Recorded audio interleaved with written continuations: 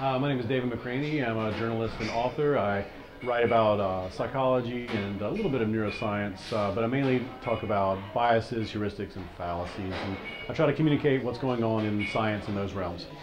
Today we did a panel, Melanie Green and I did a panel for Ogilvy with the great Chris Graves, and we talked about how to change people's minds, how to take misinformation that's out there in the public arena and to translate that into, to change that into correct positive information, especially coming from sources that are vetted and good and right and ethical.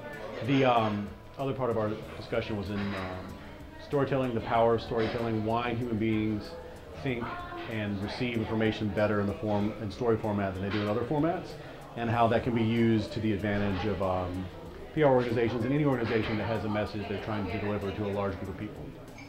So one of the things that we talked about that everyone's very interested in is the idea of narrative. Narrative is one of those words that's sort of risen from the bowels of academia and has percolated its way back up into public discourse. People say the word narrative all the time now when they're talking about storytelling.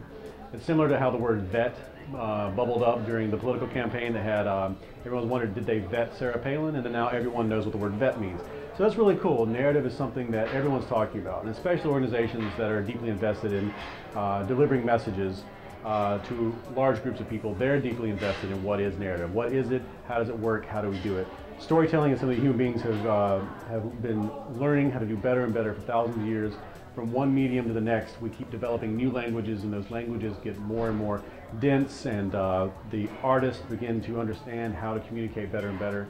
And it's only natural that we're starting to realize that that is the way that human beings prefer to both send and receive information. One of the main takeaways from our panel today was that, remember, you can't pile statistics and numbers and charts and graphs on people, although those things are great as to augment your message. But if you want a powerful way, a tip of the spear approach, what you need is, on the tip of that spear, is to have a powerful story that involves the trials and tribulations and the struggles of one or two or three people.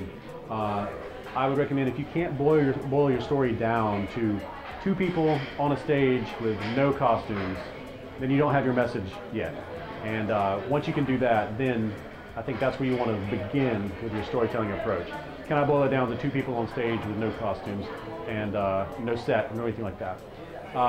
And figure out what is the, that translates for stagecraft.